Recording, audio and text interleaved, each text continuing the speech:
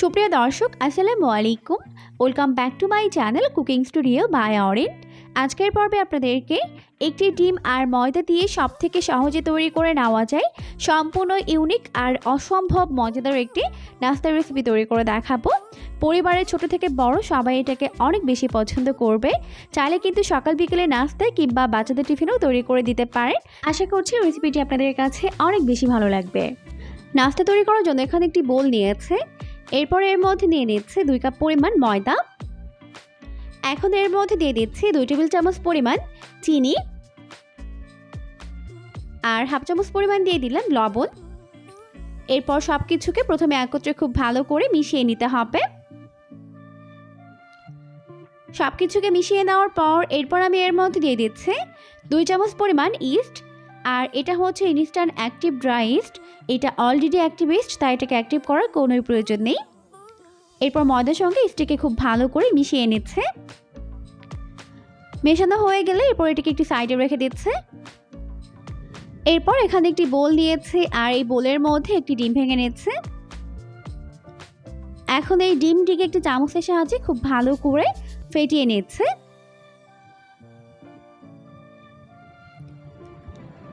ডিমটিকে ভালো করে ফেটিয়ে নেওয়ার পর এরপর আমি এর মধ্যে দিয়ে দিচ্ছি প্রায় 1/4 কাপ পরিমাণ কুসুম গরম পানি। এখন পানি আর ডিম একত্রে ভালো করে মিশিয়ে নিচ্ছে। মেশানো হয়ে গেলে এরপর এটিকে একটি সাইডে রেখে দিচ্ছে। এরপর এই ময়দার মধ্যে দিয়ে দিচ্ছি প্রায় 2 টেবিল চামচ পরিমাণ সয়াবিন তেল। এখন তেলটিকে ময়দার সঙ্গে খুব ভালো করে এইভাবে ঘষে ঘষে মিশিয়ে নিতে হবে। তো একটু সময় নিয়ে খুব ভালো করে মিশিয়ে নেওয়ার পর এখন পানি আর ডিমের মিশ্রণটিকে দিয়ে দিচ্ছে। এরপর আবারও খুব ভালো করে এটাকে মিশিয়ে নিচ্ছে। তো মেশানোর কাজটি কিন্তু একটু সময় নিয়ে করতে হবে। এরপর এর মধ্যে অল্প অল্প করে কুসুম গরম পানি দিয়ে এটাকে মেখে নিতে হবে। আর পানি এমন গরম হবে যাতে করে আঙুল চোবালে আঙুলটা সহ্য করতে পারে। আর চেষ্টা করবেন পানি একবারে না দিয়ে এভাবে অল্প অল্প করে দিয়ে মিশিয়ে নিতে, এতে করে ডোটি পারফেক্ট হবে। ডোটিকে কিন্তু অবশ্যই সফট করে তৈরি করে নিতে হবে, এতে করে কিন্তু নাস্তাগুলো অনেক বেশি সফট আর তুলতুলে নরম হবে। তো মেখে নেওয়ার এই পর্যায়ে এর মধ্যে দিয়ে দিলাম প্রায় 1 টেবিল চামচ পরিমাণ সয়াবিন তেল। এরপর আবারও এটাকে খুব ভালো করে মেখে নিচ্ছে। তো ডোটিকে একটু সময় নিয়ে খুবই সফট করে মেখে নিতে হবে।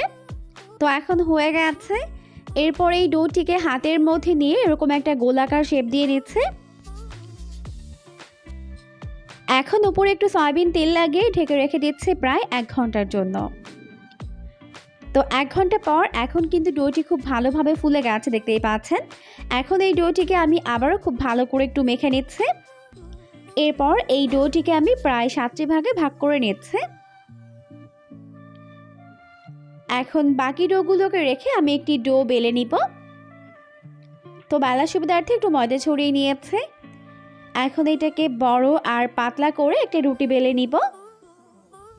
তো যথেষ্ট বড় আর পাতলা করে একটা রুটি বেলে নিয়েছে, দেখতেই পাচ্ছেন। সেমভাবে আমি বাকি ডোগুলোকেও বেলে এরকম রুটি তৈরি করে নিব। তো সেমভাবে আমি সবগুলো রুটি তৈরি করে নিয়েছি। এখন একটি রুটির ওপরে এইভাবে সয়াবিন তেল লাগিয়ে দিচ্ছে। এরপর এর উপরে এইভাবে ময়দা দিয়ে দিচ্ছে। ময়দাটিকেও চারপাশে ছড়িয়ে দিচ্ছে। এখন এর উপর থেকে আরও একটি রুটি দিয়ে দিচ্ছে। এরপর এর উপরে আবারও সয়াবিন তেল আর ময়দা দিয়ে দিব। তো এইভাবে পর্যায়ক্রমে আমি 7টা রুটি সাজিয়ে নিব। তো খুব ভালোভাবে চেপে চেপে সবগুলো রুটি আমি সেট করে নিয়েছি, দেখতেই পাচ্ছেন। এরপর আমি এটাকে কেটে নিব।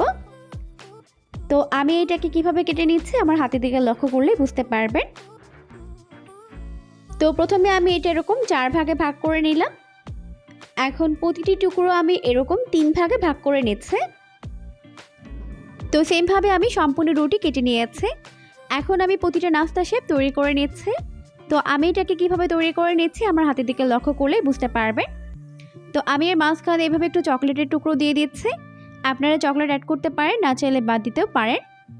তো সবগুলো আমি সেমভাবেই চকলেট দিয়ে তৈরি করে নিব। তো এই পর্যায়ে আমার সবগুলো নাস্তা শেপ তৈরি করে নেওয়া হয়ে গেছে। আর এগুলোকে আমি চুলায় বেক করব, তাই এখানে একটি কাগজ নিয়েছে আর এই সাদা কাগজের উপরে একটু সয়াবিন তেল ব্রাশ করে নিয়েছে। একবারে যতগুলো বেক করব ততগুলো আমি এই কাগজের উপরে নিয়ে নিচ্ছি। এরপরে একটি ডিমের হলুদ অংশ আমি ভালো করে ফেটিয়ে নিয়েছি। এরপর এর উপর থেকে এইভাবে দিয়ে দিচ্ছি। এতে করে কিন্তু চুলায় বেক করার পরে উপরে খুবই সুন্দর একটা কালার চলে আসবে। তো এরপর এটাকে চুলায় উঠিয়ে দিয়েছে। এখন চুলার আঁচটিকে মিডিয়াম ফ্লেমে রেখে এটাকে প্রায় 30 থেকে 35 মিনিটের মতো বেক করে নিব। তো প্রায় 35 মিনিট পর এখন কিন্তু আমাদের নাস্তাগুলো একদম রেডি হয়ে গেছে, দেখতেই পাচ্ছেন উপরে কত সুন্দর একটা কালার চলে এসেছে। আর সাইডে একটু জায়গা ছিল বলে আমি আরও একটি নাস্তা শেপ এখানে অ্যাড করে দিয়েছিলাম। আর বাকিগুলোকেও আমি সেমভাবেই বেক করে নিব। তো এখন আমি এইগুলোকে চুলা থেকে নামিয়ে নিচ্ছি। তো চুলা থেকে নামিয়ে নিয়েছে। এখন আমি আপনাদের সাথে এটাকে একটু কেটে শেয়ার করছি।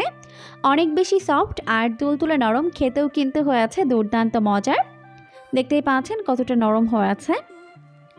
আশা করছি রেসিপিটি আপনাদের কাছে ভালো লেগেছে। ভালো লাগলে অবশ্যই বাসায় ট্রাই করবেন। দেখবেন পরিবারের ছোট থেকে বড় সবাই এটাকে অনেক বেশি পছন্দ করবে। চাইলে কিন্তু বাচ্চাদের টিফিনও দিতে পারেন বা চাইলে সকাল বিকেলে নাস্তার জন্য তৈরি করে নিতে পারেন। তো আজকের মতো এখানেই বিদায় নিচ্ছি। পরবর্তী ভিডিও দেখার আমন্ত্রণ জানিয়ে সবাই অনেক বেশি ভালো থাকবেন। আল্লাহ হাফেজ।